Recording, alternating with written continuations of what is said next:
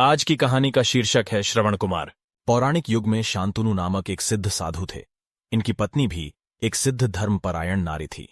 कहानी उस समय की है जब शांतनु और उनकी पत्नी बहुत वृद्ध हो चुके थे और उनकी आंखों की रोशनी भी चली गई थी। इन दोनों का एक पुत्र था जिसका नाम था श्रवण कुमार। श्रवण कुमार बहुत ही सरल स्वभाव का व्यक्ति था। माता पिता के लिए उसके मन में बहुत प्रेम एवं श्रद्धा थी। वो दिन रात अपने माता पिता की सेवा करता था, अपने माता पिता का बच्चों की तरह लालन पालन करता था। उसके माता पिता भी स्वयं को गौरवशाली महसूस करते थे और अपने पुत्र को दिन रात हजारों दुआएं देते थे। कई बार दोनों एक दूसरे से कहते कि हम कितने धन्य हैं कि हमें श्रवण जैसा मातृभक्त पुत्र मिला, जिसने स्वयं के बारे में ना सोचकर अपना पूरा जीवन वृद्ध नेत्रहीन माता पिता की सेवा में लगा दिया। इसकी जगह कोई अन्य होता तो विवाह के बाद केवल स्वयं का हित सोचता और बूढ़े नेत्रहीन माता पिता को कहीं छोड़ जाता और खुशी से अपना जीवन व्यापन करता। जब ये बात श्रवण ने सुनी तो उसने माता पिता से कहा कि मैं कुछ भी भिन्न नहीं कर रहा हूं, यह मेरा कर्तव्य है। जब मैं छोटा था तब आपने मुझे इससे भी ज्यादा अच्छा जीवन दिया और अब मुझे यह सौभाग्य प्राप्त हुआ है कि मैं आपकी सेवा करूं। आप दोनों जो भी इच्छा रखते हैं मुझसे कहे, मैं उन्हें अवश्य पूरा करूंगा। तब शांतनु और उसकी पत्नी कहते हैं, पुत्र श्रवण, हम दोनों की आयु बहुत हो चुकी है, अब जीवन का कोई भरोसा नहीं है। किसी भी समय हमारी आंखें बंद हो सकती हैं। ऐसे में हमारी एकमात्र इच्छा है, हम तीर्थ यात्रा करना चाहते हैं। क्या तुम हमारी यह इच्छा पूरी कर सकते हो?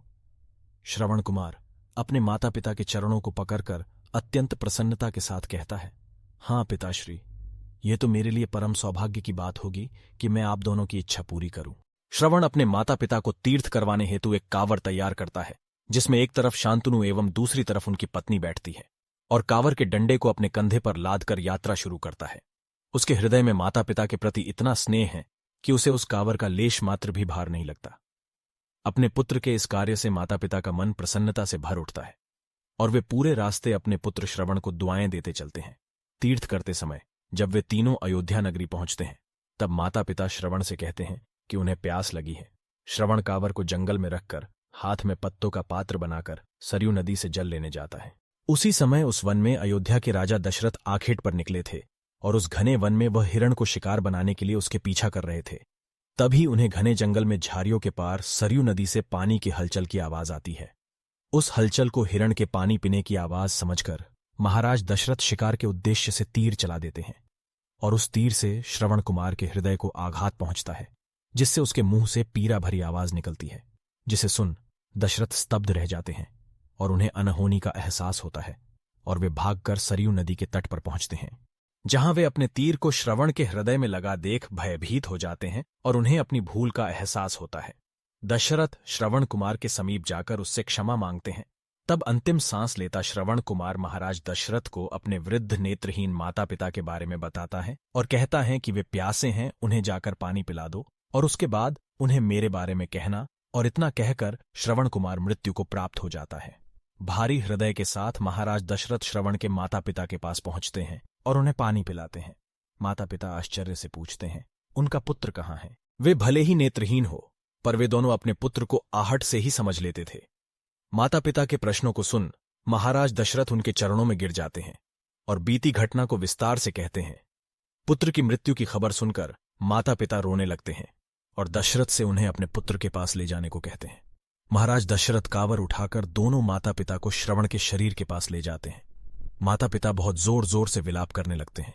उनके विलाप को देख महाराज दशरथ को अत्यंत ग्लानि का आभास होता है और वे अपनी करनी की क्षमा याचना करते हैं। लेकिन दुखी पिता शांतनु महाराज दशरथ को श्राप देते हैं कि जिस तरह मैं शांतनु पुत्र वियोग में मरूंगा, उसी प्रकार तुम भी पुत्र वियोग में मरोगे। इतना कहकर दोनों माता पिता अपने शरीर को त्याग मृत्यु को प्राप्त हो जाते हैं। महाराज दशरथ श्राप मिलने से अत्यंत व्याकुल हो जाते हैं और कई वर्षों बाद जब उनके पुत्र राम का राज्य अभिषेक होता है तब माता कैकेयी के वचन के कारण राम, सीता और लक्ष्मण को 14 वर्षों का वनवास स्वीकार करना पड़ता है और इस तरह महाराज दशरथ की मृत्यु भी पुत्र वियोग में होती है। अपने अंतिम दिनों में उन्हें शांतनु के कहे शब्द याद आते हैं और वे राम के वियोग में अपना शरीर त्याग देते हैं। दोस्तों, इस कहानी से मैंने यही सीखा है कि बिना लक्ष्य को देखे उसे भेदना कई बार आपको गलती का पात्र बना देता है और आप ना चाहते हुए भी दूसरों के दुख का कारण बन जाते हैं।